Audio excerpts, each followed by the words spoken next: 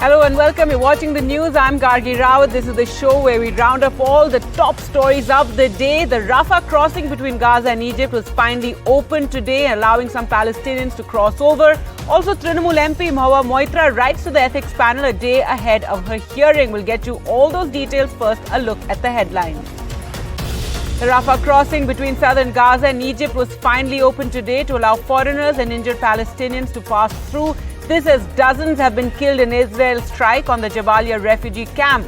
The Hamas says 7 hostages were also killed in that strike. A day before her appearance before the Ethics Committee in the Cash for Query case, Trinamool Congress MP Mahavir Singhal has written to them claiming that the committee does not have the powers to examine allegations of alleged criminality. Families of the former naval officers who've been given the death penalty in Qatar have denied they were engaged in any kind of espionage activities. In fact, say they were not even associated with the submarine program that's in focus now. Delhi Chief Minister Arvind Kejriwal has been summoned to appear before the enforcement directorate tomorrow in the liquor policy case. Will he go or ask for a later date? The Ayaram Gayaram of Telangana politics, former MP G. Vivekanand quits the BJP and rejoins the Congress, yet again vowing to end KCR's rule. And Prime Minister Narendra Modi interacts with para-athletes today, says every citizen is proud of your victory and that India is witnessing a growth in sporting culture.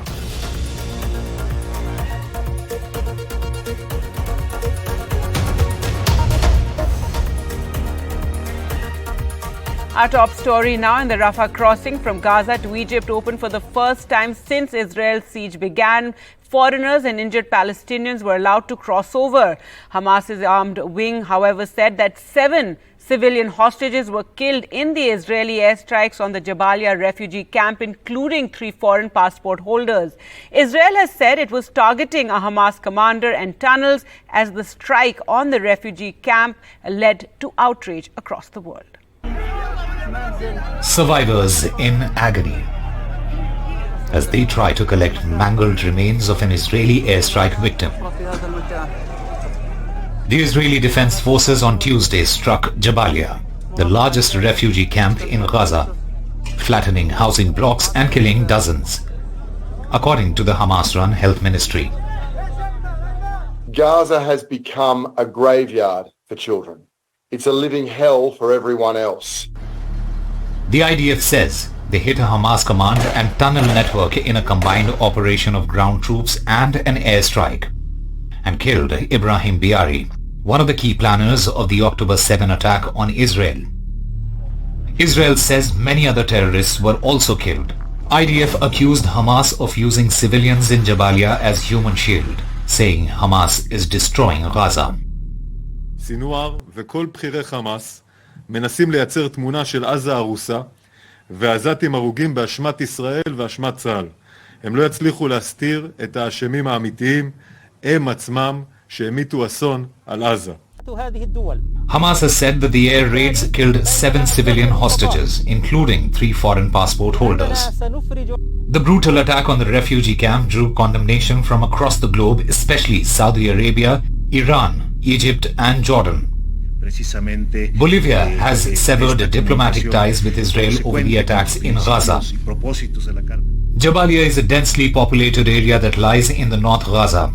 Israel had asked Gazans living in the north to move to the southern part of the enclave as it intensified air raids in the region. Jabalia has been hit by air raids ever since the war began.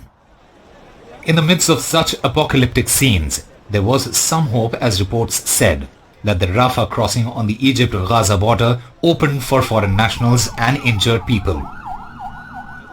With Vishal Vivek, Usama Shah for NDTV. Now, a leaked concept paper outlining a proposal to transfer 2.3 million people of the Gaza Strip to Egypt's Sinai Peninsula has drawn condemnation from Palestine. It may also worsen the tensions with Cairo, which is against taking any more Palestinian refugees.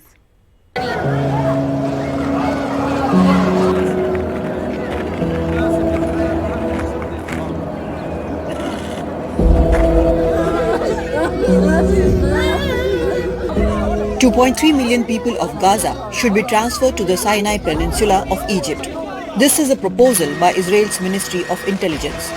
The document is dated October 13th, 6 days after Hamas militants killed more than 1,400 people in southern Israel and took over 250 hostages. PM Netanyahu's office has downplayed it, saying it's just a concept paper, a hypothetical exercise.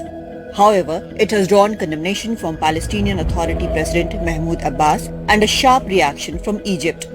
A spokesman for the Palestinian Authority President Mahmoud Abbas said, "We are against transfer to any place in any form, and we consider it a red line that we will not allow to be crossed.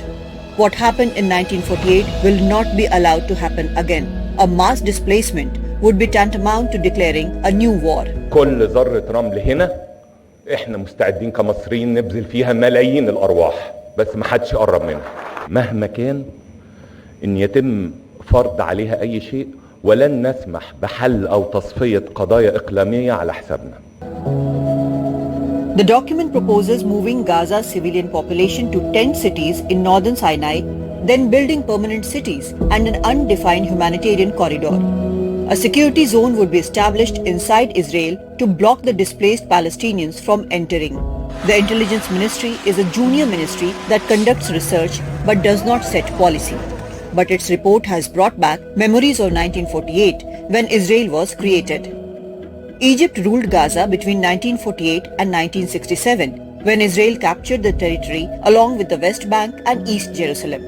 The vast majority of Gaza's population are the descendants of Palestinian refugees uprooted from what is now Israel.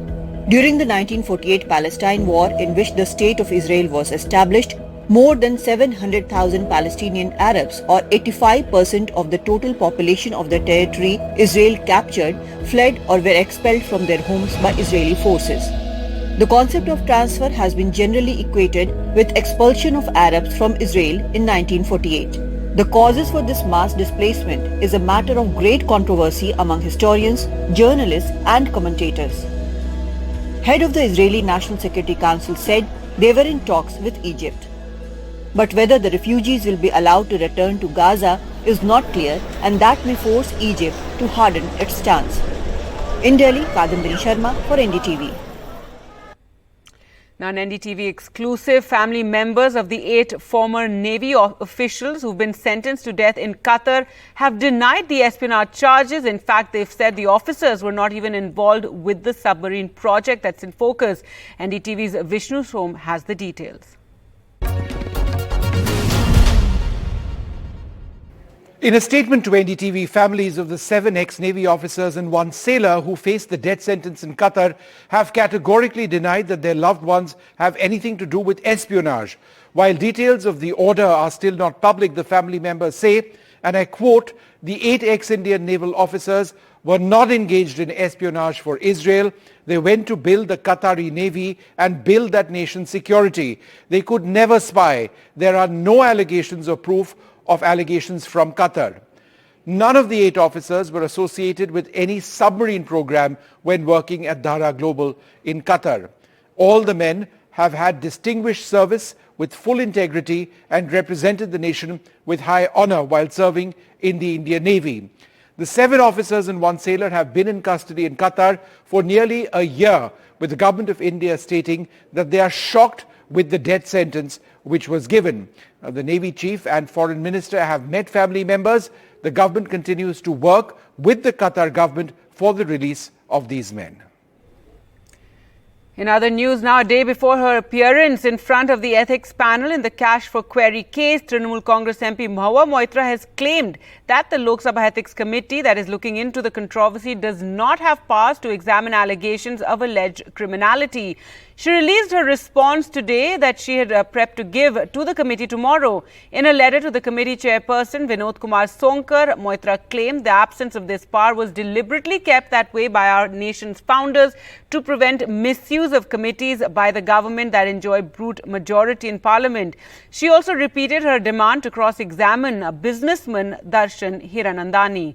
Well, let's go across to Vasudha now for more on this story. And Vasudha, in the letter, she's also claimed that Dehadrai has provided no evidence before the Ethics Committee, and also this claim of having no criminal jurisdiction. Give us more details. Of course, Gargi, there are two important aspects that she's flagging in her letter to the Ethics Committee chairperson, and one is basically she has reiterated her request and her demand to cross-examine both Jai Anand Dehadrai, the first person to flag these complaints against her. He's the one who has gone to CBI, with these allegations against her. It's on the basis of his complaint, Mr. Dehadrai's complaint, that Nishikant Dubey, the BJP MP, has approached the ethics panel seeking to disqualify Mahua Moitra. She has also reiterated her demand to cross-examine Darshan Hiranandani. Mr. Hiranandani plays a very central role in this whole controversy because he has been alleged of giving bribes to Ms. Moitra in lieu of asking questions that were directed at Prime Minister Narendra Modi and of course businessman Gautam Adani. Now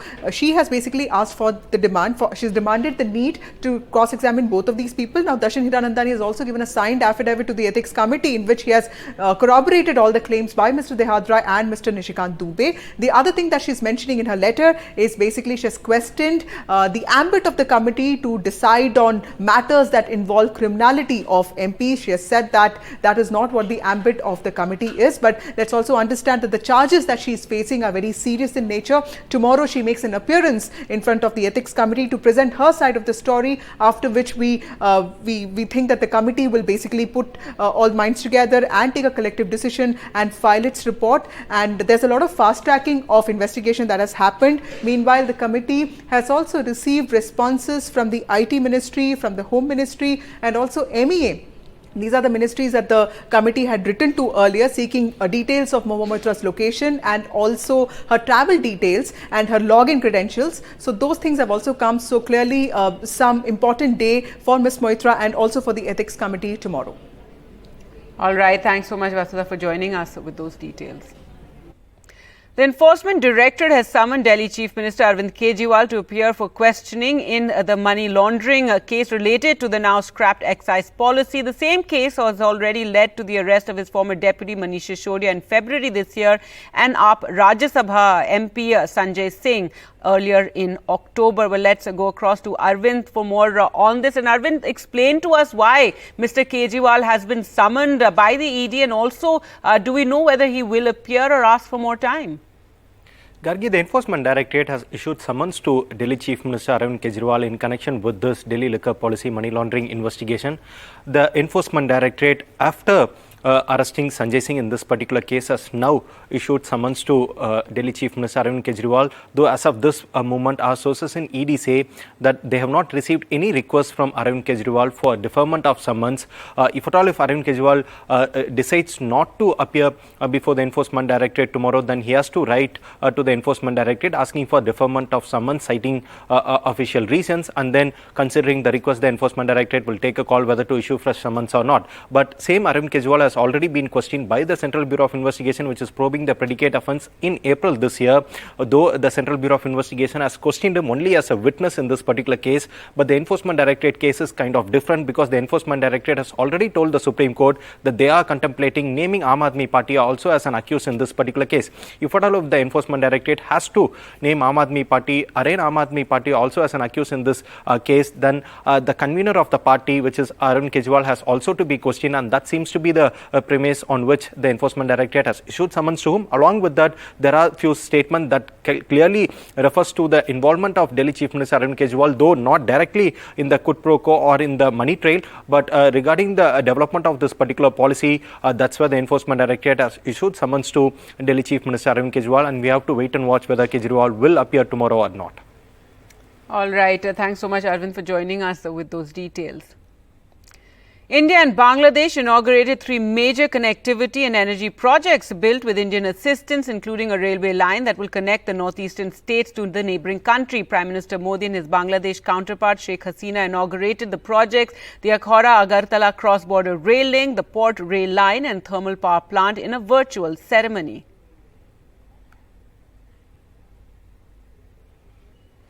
Now the highlights on highest investment trends across cities and sectors. Find out which cities invest more in real estate or in the stock market. Sakshi with the details.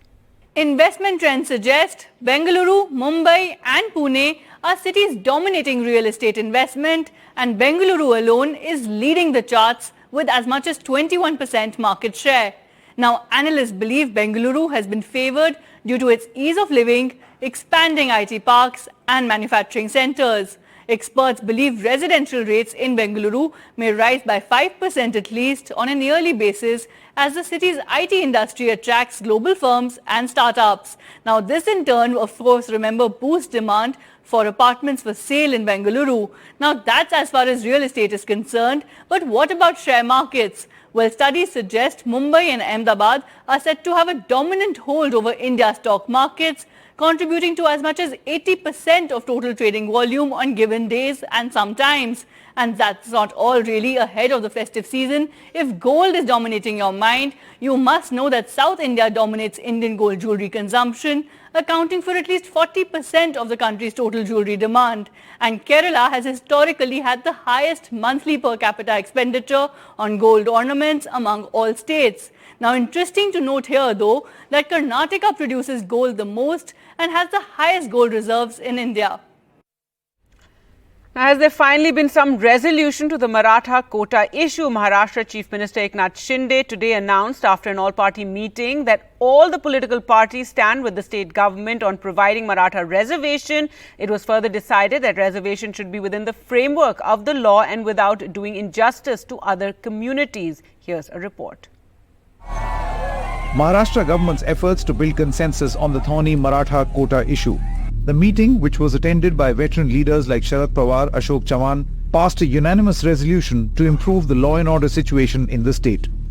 यामध्ये चर्चेमधून मराठा समाजाला आरक्षण मिळालं पाहिजे ही भूमिका जी सरकारची आहे ती सर्वांचीच भूमिका आहे. त्यावर सर्वांचं एकमत आहे आणि ते आरक्षण कायद्याच्या चौकटीमध्ये बसणारं आणि टिकणारं आरक्षण दिलं पाहिजे ही भावना देखील या ठिकाणी व्यक्त केली. तशा प्रकारचा ठराव देखील करण्यात आला. इतर समाजावर अन्याय न करता मराठा समाजाला टिकणारं आरक्षण मिळालं पाहिजे ही भूमिका सर्व पक्षांनी घेतली. This high-level meeting comes close on the heels of the Maratha quota protests taking a violent turn, with premises of several political leaders being torched in Beed. There is a push for Maratha reservation which has been a 4-decade-long fight. In 2018, the Fadnavis government gave 16% reservation to the Maratha community under the SEBC Act. The 2019 reservation was challenged in the Bombay High Court. In its order, the High Court allowed 12% reservation in education and 13% reservation in jobs. In 2021, the Supreme Court quashed the Maratha quota, saying there was no extraordinary situation for granting reservation beyond the maximum limit of 50%. For the Maharashtra government, the Maratha quota is a two-pronged challenge. Granting quota to Marathas under OBC may alienate the OBC vote bank. On the other hand, the state government is keen on ending the protracted protest by Maratha leader Manoj Patil, who is currently on a hunger strike. हमसे अनुकूल यही रहेंगे. जिसको लेना है इसका दूसरा पर्याय है. जिसको लेना है वो ले लो, जबरदस्ती नहीं है, मत लो. With Ronak Kukade, Bureau Report, NDTV. Telangana election news now, and former MP Vivekanand has quit the BJP and returned to the Congress party. Again, a party it quit for a second time in 2016. Uma Sudhir reports on the Ayaram Gayaram of Telangana politics.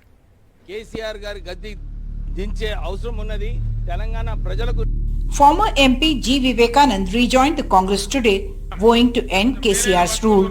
Vivek was BJP's National Executive Member and chairperson of its campaign committee for Telangana. The son of former Congress Union Minister G. Venkateswamy, he has been in and out of the Congress twice before. Ma President Revanth Reddy garu cheppinattu andaru kalsi katti KCR garu gaddi దించే అవసరం ఉన్నది. తెలంగాణ ప్రజలకు న్యాయం చేసే అవసరం ఉన్నది. ఆ దిశలో మేమందరం కూడా కలిసి ఈ రాక్షస పాలనను దించే వరకు ఈ ఉద్యమం నడుస్తుంది.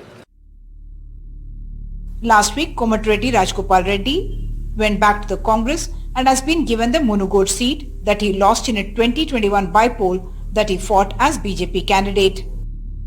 The Chennur seat could be assigned to Vivekanand or his son, and that could spoil the chances of Congress alliance with the left parties who have each been promised 2 seats each. The CPI, in fact, was supposed to get Chennur and Kottagudem. ఈ రోజు బాధతో చెప్తున్నాను, Congress party ఇంత అన్యాయం చేస్తుంది. మేము కింది కార్యకర్తలు అందరూ కరెక్ట్ ఉన్నాం కాంగ్రెస్కి, కానీ పైనోడు అమ్ముడు పోతుండు. నేను చెప్పేది ఏంటంటే ఈ యొక్క కాంగ్రెస్ పార్టీ ఇంకెక్కువ రోజులు కూడా కాదు, దాన్ని గాంధీ భవన్ అమ్మేస్తారు. అట్లాంటి పరిస్థితి వచ్చింది ఈరోజు కాంగ్రెస్ పార్టీకి. ఇట్లాంటి వాళ్ళు The Congress nominating former cricketer Mohammad Azharuddin from Jubilee Hills had the supporters of aspirant Vishnuvardhan Reddy pelting stones at Gandhi Bhavan. He subsequently joined the BRS. Incidentally, Vishnuvardhan Reddy's sister P. Vijaya was given the Congress ticket from Khairatabad. In Hyderabad, Uma Sudhir, NDTV. And now news from Madhya Pradesh, which has the highest tribal population in the country, but even then comparatively fewer tribals are joining active politics, so much so that the number of candidates on the seats reserved for tribals is the lowest as compared to the general seats. Anurag Dwari reports.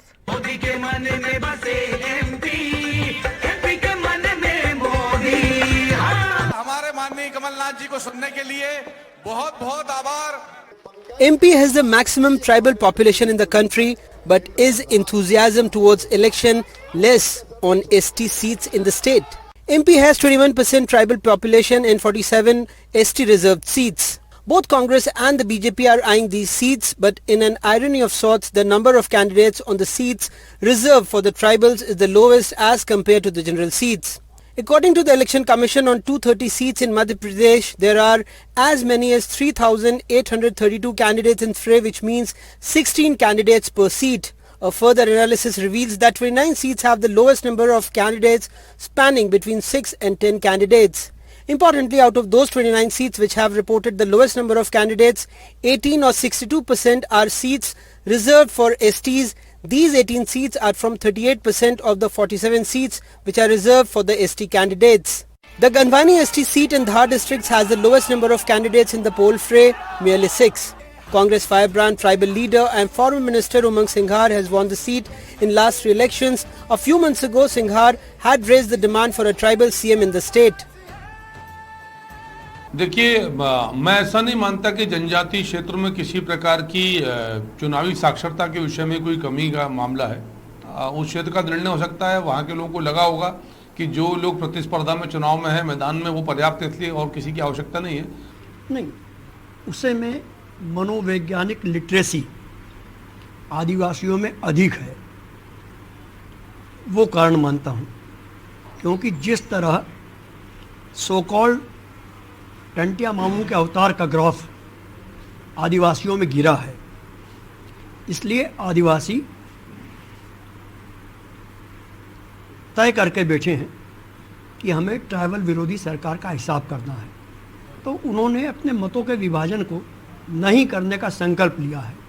Dharampuri ST seat and Sardarpur ST seats of the Dhar districts have just 7 candidates. The other ST reserved seats which have seen low number of nominations include Bhikangaon ST, Bagli ST with 7 nominations each, Barwani ST, Alirajpur ST, Nivas ST where 6-time BJP MP and Union Minister Phaggan Singh Kulaste is in fray, and Bihari ST seats all reporting nominations by 8 individuals each.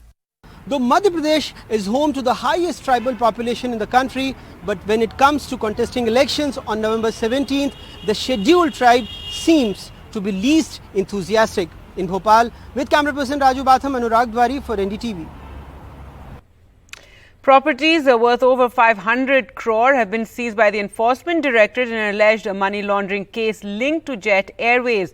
The properties include 17 residential flats, bungalows and commercial buildings registered under names of the companies and people including Jet Airways founder Naresh Goyal, his wife Anita Goyal and son Nivan Goyal in London, Dubai and even in some states in India. The ED filed a charge sheet against Goyal and 5 others in the alleged fraud case filed by Canara Bank. Goyal was arrested arrested by the ED on September 1st under PMLA and is being kept in Mumbai's Arthur Road jail. News now from Bengaluru, and a tragic end for the leopard that had been at the center of attention in Bengaluru for the past few days. The big cat that had been roaming the streets of Bengaluru's IT city and was seen on camera died today shortly after it was caught. During the search operation, shots were fired to neutralize it after it injured forest officials and even the veterinary doctor. The big cat was then taken to the veterinary hospital where it died of its injuries. The leopard was captured after an intensive search operation at Kudlu Gate area of Bengaluru.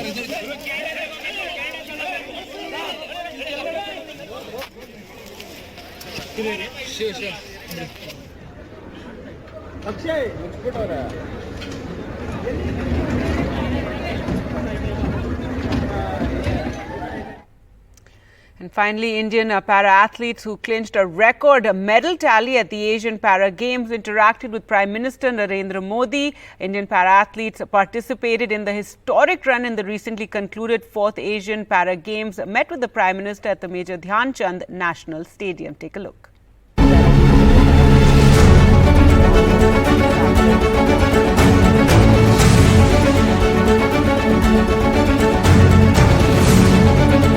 मैं इस ऐतिहासिक सफलता के लिए आप सबका देशवासियों की तरफ से भी बहुत बहुत अभिनंदन करता हूं, बहुत बहुत बधाई देता हूं।